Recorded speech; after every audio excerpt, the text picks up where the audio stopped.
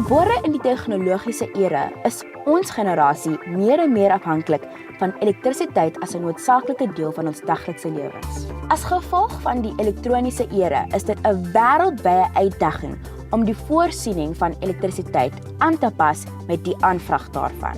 In 2008, South Africa was hit with load shedding because of this very reason. Eskom was taken by surprise and was not fully prepared. Winter is here. Our demand for power is ever increasing and Eskom is really feeling the extra pull. My friends and I use our cell phones and computers all the time. In fact, we feel completely lost without them. But what happens when this power is taken away?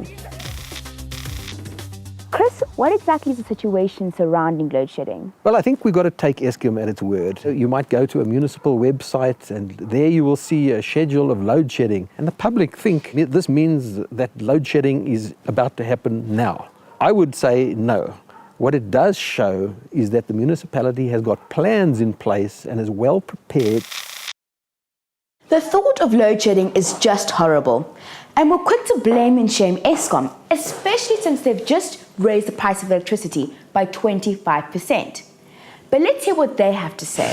We remember the load shedding of a few years ago. It was really very damaging for the economy and very destructive for all of us. And we really are determined not to go back there. To do that, I think we need to work with all South Africans to keep the lights on. The real challenge is over the evening peak hour. And it's over that period that we need almost a whole extra power station. So what can we do to save electricity and stop load shedding?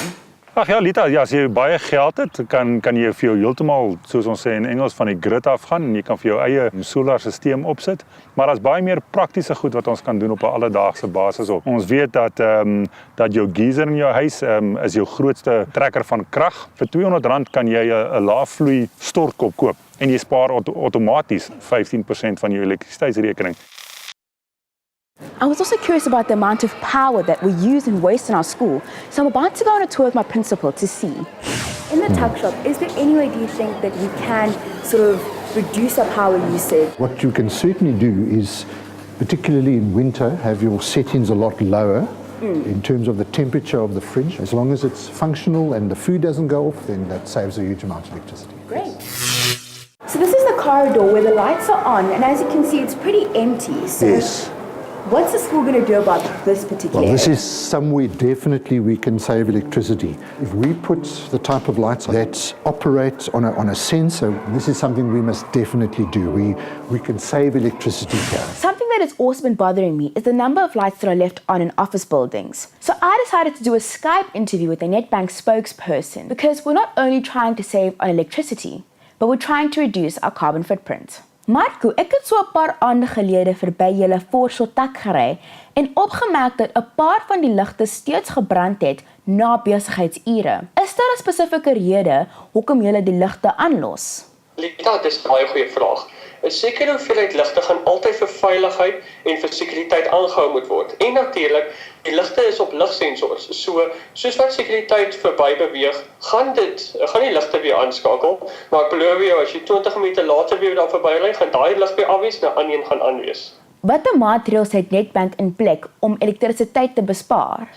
Lita, weet jy, dit kom terug by die vorige punt dat 'n gebou is 'n geïntegreerde stelsel. Ligversorging word baie noukeurig na gekyk. Daar is geboubestuurders wat op die nuutste tegnologie oorweeg en kyk na wat hulle op hierdie stadium in die geboue kan sit. 95% van Suid-Afrika se elektrisiteit word gegenereer deur fossil fuels, soos steenkool en diesel, wat 'n enorme aandeel van groenhuisgasuitstraling is. Alhoewel ons die goedkoopste elektrisiteit in Afrika produseer, is ons ook verantwoordelik vir die grootste gedeelte van Afrika se lugbesoedeling. Suid-Afrika is in die top 20 lande wat koolsuurgasse uitstraal. However, we live in a country of abundant sunshine and wind, and waiting in the wings are the possibilities of renewable energy sources. The government has a big renewable energy program where it has signed up with new independent power producers to come onto the grid and produce renewable energy from mainly solar and wind and other sources. While we're working towards using more renewable energy, the bottom line is that we need to become more conscious consumers of power.